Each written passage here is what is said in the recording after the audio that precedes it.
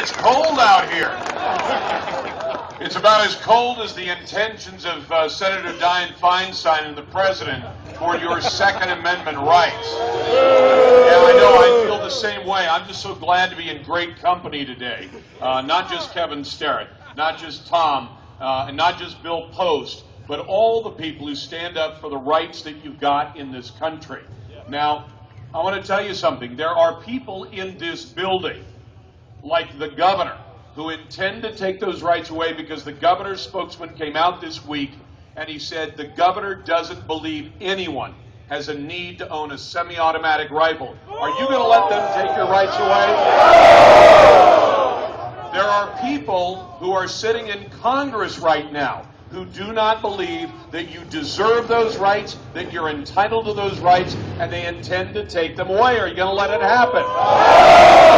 There are media elites like David Gregory who can commit a federal crime on national television, do it right in front of God and everybody, and the police say he gets a pass because he's one of the elites who carries water for the gun grabbers of America. Are you going to let him do it to you? No!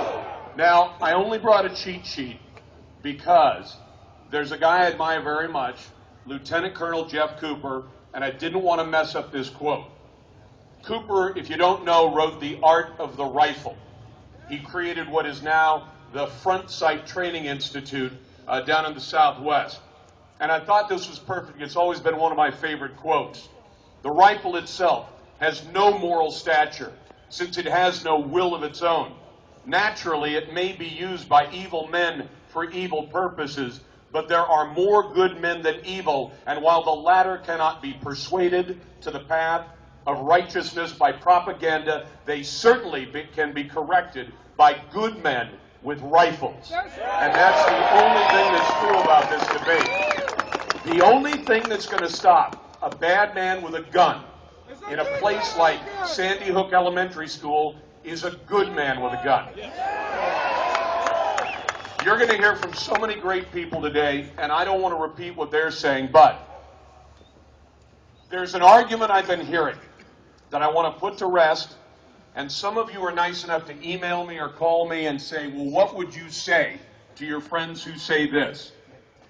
There are people who will tell you or ask you, why do you need to have an AR-15? That's right. I have 3 of them.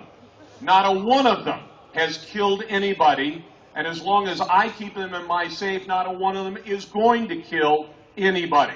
That's right. They might kill a few coyotes, but nothing else. But I want to tell you something. I'm going to give you an answer to this if you don't have it already, and some of you already know this. We have a right. The founders of this country threw off tyranny. The words of the Constitution and the Declaration are important to remember today, and they're just as valid today. No matter what the technology, as Bill pointed out, no matter what the technological changes, they are just as valid today. They threw off tyranny, and they were smart enough to look 250 years in the future to today and say someday the same tyranny that we threw off over the seas might actually come back to us, not from outside our borders, but from inside our borders. When somebody asks you this, why do you need it? Here's my answer. I have a right. And that right is written in the Constitution. And with rights come costs. Bill mentioned the pornography that invades your home inadvertently because of the internet. That's one of the costs of freedom. When people like me get on the radio, we say things, and I'm sure I've offended at least one of you once, sometime in the last 20 years. That's all, and if I haven't, I'll get around to it. That's one of the costs of freedom. But here's what we do with rights. 50 years ago, a woman refused to give up her seat in the front of a bus, not because she needed to be in the front of the bus, but because she had a right to be treated like everyone else. If you go to church, you do not have to explain to anybody, least of all your government that is supposed to serve you, why you need to go to church, why you need to worship God, because you have a right to worship God, and they can't take it away.